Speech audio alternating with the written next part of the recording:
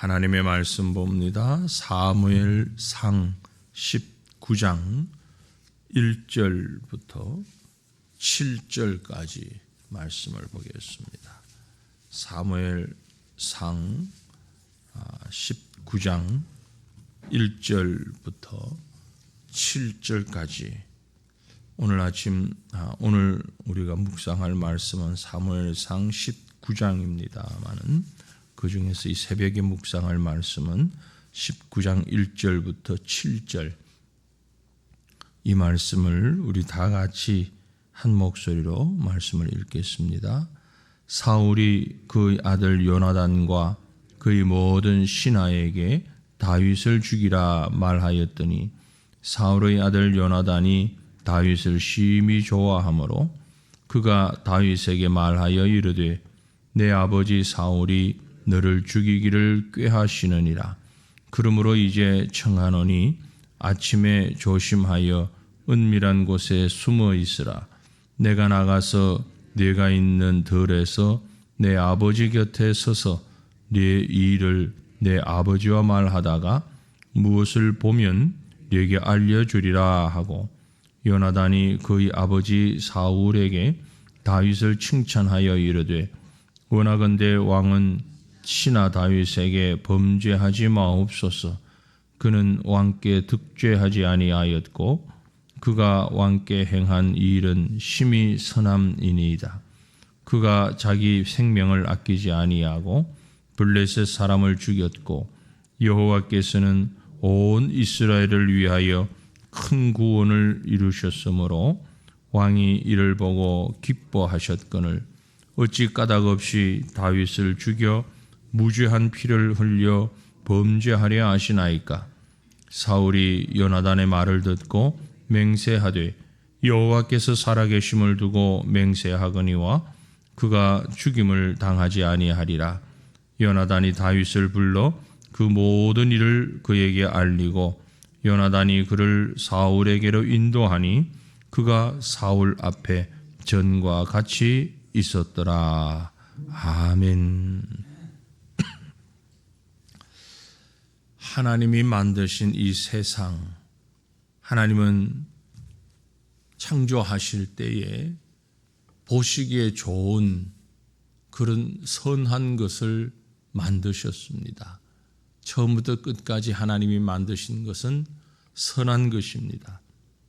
하지만 영적 피조물인 사탄이, 천사 중에 타락한 사탄이 늘 그 하나님의 선하신 피조 세계에 악을 집어넣는, 악으로 그 선을 망가뜨리는 그 일을 행하고 있는 것을 우리는 성경을 통해서 또 우리의 삶을 통해서 늘 볼 수 있는 것입니다.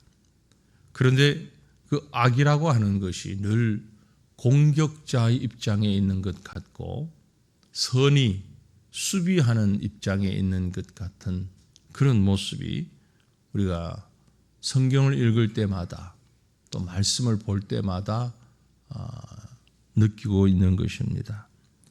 실상 그 선은, 하나님의 선은 늘 화평과 또 기쁨과 소망과 사랑 가운데 있기 때문에 어찌 보면 수세적으로 보일 수 있습니다. 하지만 그것을 망가뜨리려고 하는 악은 늘 공격적인 모습으로 하나님의 선을, 하나님이 만드신 그 귀한 것을 부수려고, 파괴하려고 애를 쓰기 마련입니다.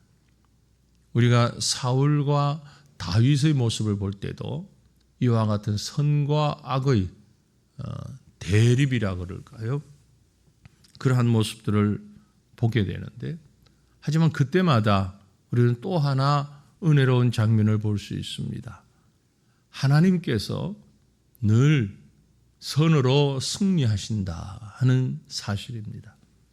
우선 보이기에 때로 실패하는 것 같고 때로 넘어지는 것 같고 때로 패배하는 것 같아 보이지만 실상은 결국은 하나님의 선이 승리하신다 하는 사실을 볼 수 있는 거죠.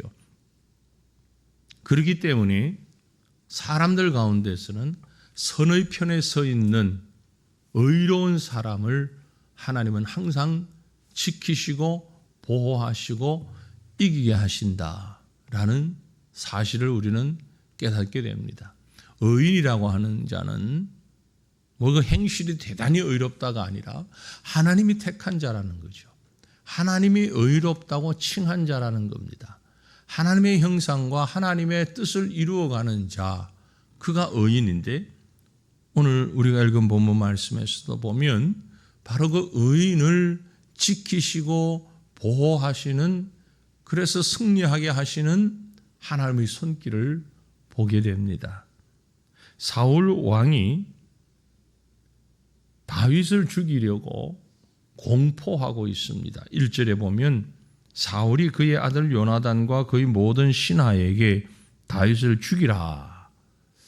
참 악은 언제나 이렇게 호전적이고 또 기본적인 윤리 이런 것들을 전혀 개의치 아니하는 모습을 볼 수 있습니다. 사실 그렇지 않습니까? 어떤 면에서 보면 죽이고 싶으면 은밀하게 죽여도 되는 거죠. 사울은 왕입니다. 다윗은 사위이지만 신하입니다. 절대적으로 그 힘의 균형이 맞지 않는 거죠. 세상적인 힘의 균형은 사울이 훨씬 크죠. 그러니 그 큰 힘을 가진 사울이 은밀한 중에 혹은 몇몇 사람에게 이렇게 다윗을 죽이라고 명령을 내릴 수도 있는 겁니다. 그래서 순식간에 그 일을 행할 수도 있는 거죠. 그런데 악의 특징이 뭔고 하니까 많은 사람들에게 떠벌린다는 거죠. 많은 사람들을 알게 한다는 거죠. 왜냐하면 자신이 가진 힘이 크고 대단하다는 것을 알리고 싶어 하기 때문에 그렇습니다. 조용히 행하는 일도 물론 있지만 대부분의 악은 자신의 그 힘이 실상은 없는 힘인데 그 힘이 스스로의 것인 줄로 알고 아주 대단하게 이걸 광고하다시피 그렇게 해서 이 일을 행하려고 하는 겁니다. 여러 가지 방법이 있었을 터인데 이 사울은 아주 공개적으로 아들 요나단과 모든 신하들 앞에서 다윗을 죽일 것을 명합니다. 그런데 사실 우리가 아는 대로 요나단과 다윗은 절친 아주 가까운 친구 관계인 것을 봅니다. 그래서 하나님께서는 하나님의 방법으로 다윗을 보호하시는데 하늘에서 천군 천사를 보내가지고 다윗을 딱 보호하는 그런 방법도 하나님에게는 불가능한 방법이 아닙니다. 하지만 하나님은 그렇게 기적적인 방법을 사용하시기보다는 일상적인 방법을 통하여서 다윗을 지키시고 보호하십니다. 이유는 지금도 우리를 보호하시는 하나님을 가르쳐 주시기 위해서라고 보여집니다. 하나님은 요나단이라는 한 인물을 사용하셔서 다윗을 죽이려고 하는 사울의 아들을 사용하셔서 하나님의 사람인 다윗을 보호하고 지키시는 모습을 볼 수 있습니다.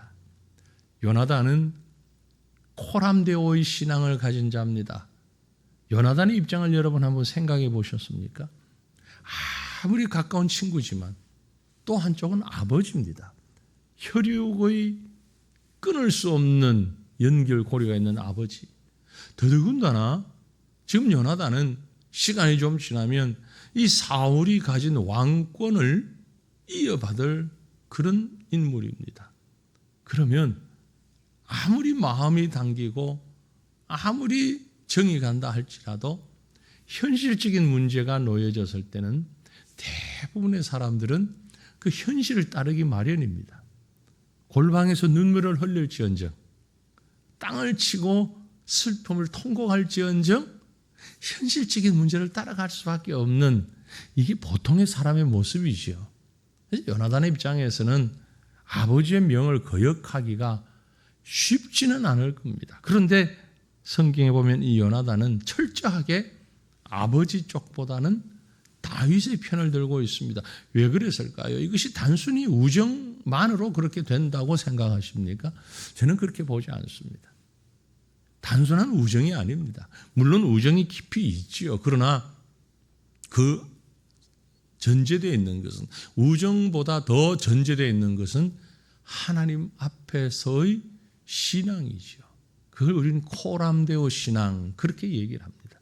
요나단이 하나님 앞에서 바른 신앙을 가지고 하나님 앞에서 어떻게 행하는 것이 옳은가를 생각했을 때에 아버지 사울의 명보다는 다윗을 보호하는 일이 더 하나님 편에서 선한 일이라는 것을 알았다는 겁니다. 여기서 저와 여러분은 먼저 우리 또한 이런 신앙을 갖기 위해서 간구하고 애써야 할 것을 잊지 말아야 합니다. 때로 우리가 어떤 일에 부딪혔을 때에 딱 당면한 문제가 정말 하나님 앞에서 이렇게 해야 하는데, 신앙적으로 영적으로 보면 이것이 옳은데 현실적으로 보면 그게 아닐 때가 너무 많잖아요. 가끔 있는 게 아닙니다. 실상 너무 많은 순간 세상 앞에서 어떤 이 일이 옳은지, 영적으로 신앙 앞에서 이 일이 옳은지, 이 갈등 속에 부끄럽게도, 정말 부끄럽게도 우리는 하나님 앞에서보다는 세상 앞에서 현실적인 문제에 넘어지고 기울어질 때가 얼마나 많은지 모릅니다. 여러분은 아니라고 자신 있게 얘기할 사람 아마 아무도 없지 않을까 생각됩니다. 그때마다 우리는 이 요나단의 모습을 좀 떠올렸으면 좋겠다라는 생각을 합니다. 하나님 앞에서 무엇이 옳은가? 진정으로 옳은 것이 무엇인가? 진정한 선이 무엇인가? 바로 성도는 이런 자입니다. 혈육보다, 육체적인 것보다, 세상적인 것보다 우선되는 것은 영적인 것이요, 하나님 앞에서의 모습인 것입니다. 그 마음을, 그 용기를 누가 주느냐? 하나님께서 주시는 것이요, 하나님의 성령께서 주시는 것입니다. 왜냐하면 바로 그 자신, 의로운 자신을 하나님이 보호하시고 싶으신 것이에요. 1차적으로 우리를 보호하시는 겁니다. 그리고 우리를 통해 또 다른 의인을 보호하시는 거죠. 본문에서는 다윗이겠죠. 하나님은 요나단을 보호하시고 그리고 다윗을 보호하시고, 그 둘의 공통점은 하나님의 사람이라는 겁니다. 하나님이 택하신 거룩한 사람들이라는 거죠. 하나님은 이렇게 의인들을 지키시기를 원하십니다. 저와 여러분이 현실적인 문제 앞에서 먼저 하나님을 바라볼 수 있는 믿음의 사람으로, 믿음의 의인으로 설 수 있기를 원합니다. 요나단이 다윗과 약조를 합니다. 내가 아버지 앞에 가서 이러한 말을 하고 또 이런 신호를 너에게 보내겠다. 어떻게 될 줄 모르니까 어떻게 하든 다윗을 살리고 싶은 마음에서, 그리고 아버지 사울 왕에게 가서 아버지를 설득합니다. 쉽지 않은 일이죠. 아버지지만 왕입니다. 그리고 왕이 이미 명령을 내린 일입니다. 우리가 가끔 그 옛날 얘기를 봅니다마는 왕의 명령은 곧 법이기 때문에 한번 내린 명령을 바꾼다는 것은 그럴 수도 있지만 그리 쉬운 일이 아닙니다. 그러므로 요나단이 아버지인 사울 왕에게 가서 다윗이 이렇고 저렇고 이만저만 하니 이렇게 이스라엘을 위해서, 왕을 위해서 헌신하고 충성한 자이니 죽이는 것은 잘못된 겁니다. 그래서 무죄한 피를 흘려 범죄하지 마옵소서. 4절 5절에 보면 그렇게 지금 간청하는 모습이 나오죠. 이 간청 또한 대단한 일입니다. 엄청난 용기를 가지고 하는 일이죠. 결국 그 말을 듣고 6절에 사울이 마음을 돌이킵니다. 아들 요나단의 말을 듣고 내가 죽이지 않겠다. 결코 죽이지 않겠다. 물론 또 우리가 아는 대로 금방 죽이려고 합니다. 하지만 이 순간만큼은 내가 죽이지 않겠다. 그렇게 마음의 결정을 하잖아요. 그래서 다윗이 생명을 유지합니다. 결국 하나님은 의인 요나단을 지키셨고 또 의인 다윗을 지키셨습니다. 자, 우리 그 장면을 이렇게 한번 놓고 보면 정말 긴박한 상황, 한마디로 사방이 꽉 막힌 다윗의 상황 아닙니까? 해결할 길이 없잖아요. 절대 권력을 가진 왕이 신하들 앞에 공개적으로 다윗을 죽이라고 명했으니 다윗 입장에서는 사방이 꽉 막힌 상황 아닙니까? 방법이 없는데. 그러나 하나님은 방법이 있었습니다. 사울의 아들 요나단을 통해서 하나님 앞에서 바로 서는 그의 신앙을 통해서 다윗을 지키시고 보호하셨다라는 겁니다. 하나님은 하나님의 백성을 지키기를 원하십니다. 저와 여러분을 보호하시기 원합니다. 오늘 우리에게 어떤 문제가 있는지, 어떤 어려움이 있는지, 그것 때문에 낙심하거나 절망하거나 포기하지 마시길 바랍니다. 하나님은 의로운 자기 백성을 끝까지 지키십니다. 분명히 지키십니다. 이 사실을 우리는 나중에 다윗이 지은 시를 통해서 확인할 수 있습니다. 아마도 다윗은 일생을 살면서 이런 일들을 한두 번 겪은 게 아니고 수없이 지나갔는데 어느 순간을 생각하며 이 시를 지었는지는 모르지만 그러나 아마 이 순간도 분명히 생각하지 않았을까라는 추측을 해보는데요. 시편 37편 23절 말씀 우리 한번 찾아보시면 좋겠습니다. 시편 37편이 다윗이 지은 시입니다. 그 다윗이 여러 곳에서 이런 표현을 하고 있습니다마는 시편 37편 23절부터 25절을 보면 우리 함께 읽어봅니다.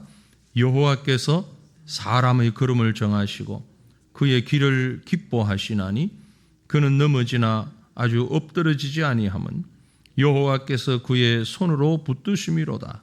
내가 어려서부터 늙기까지 의인이 버림을 당하거나 그의 자손이 걸식함을 보지 못하였도다. 아멘. 어려서부터 내가 보았다. 뭘요? 의인이 버림을 당하거나 그의 자손이 걸식함을 내가 보지 못하였다. 하나님은 의인을 보호하신다. 그 말이죠. 하나님께서 사람의 걸음을 정하시고 이 사람은 뒤에 나오는 말씀으로 봐서 의인입니다. 하나님께서 의인을 하나님의 백성들의 걸음을 정하시고 의인의 길을 기뻐하시고 그가 넘어지나 의인이 넘어질 수 있습니다. 하지만 아주 엎드려지지 아니하는 것은 여호와께서 그 의인을 손으로 붙드시기 때문이다.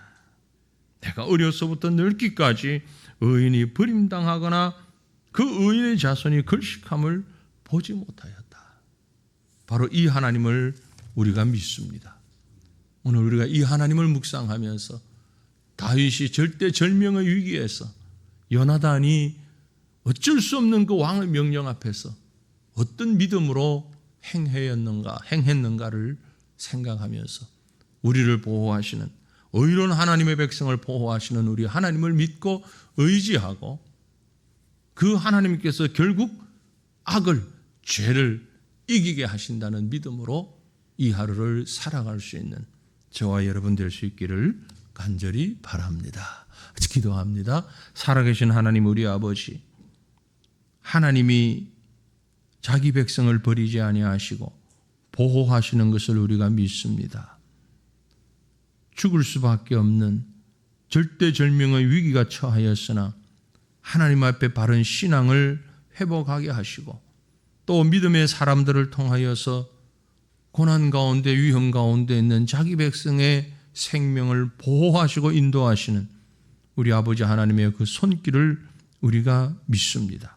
오나오나니 오늘도 여러 모양으로 힘들고 어려운, 헤쳐나가기 어려운, 말씀을 지키기 너무나 힘들고 어려운 그런 상황에 처하였다 할지라도 귀한 하나님의 백성들이 믿음으로 하나님을 보게 하시고 믿음의 사람들을 통하여서 구원받게 되는, 생명을 보존하게 되는, 하나님의 의를 이루게 되는 이 일에 나아갈 수 있도록 도와주시기를 원합니다. 하나님께서 우리를 보호하시고 하나님께서 우리를 지키시고 하나님께서 우리를 인도하신다는 사실을 분명히 믿게 하시고, 이 믿음으로 오늘도 소망 가지고 다시 일어나는, 다시 하나님 앞에서 힘있게 우리의 길을 걸어가는 하나님의 귀한 백성들 되도록 인도하여 주옵소서. 함께 하시는 여호와, 구원하시는 여호와, 우리의 손을 붙잡고 일으키시는 여호와, 우리 하나님을 찬양하옵고 감사하오며 귀하신 우리 구주 예수님 이름으로 기도 올리옵나이다. 아멘. 하늘에 계신 우리 아버지여, 이름이 거룩히 여김을 받으시오며 나라가 임하시오며 뜻이 하늘에서 이루어진 것 같이 땅에서도 이루어지이다. 오늘 우리에게 일용할 양식을 주시옵고 우리가 우리에게 죄 지은 자를 사하여 준 것 같이 우리 죄를 사하여 주시옵고 우리를 시험에 들게 하지 마시옵고 다만 악에서 구하시옵소서. 나라와 권세와 영광이 아버지께 영원히 있사옵나이다.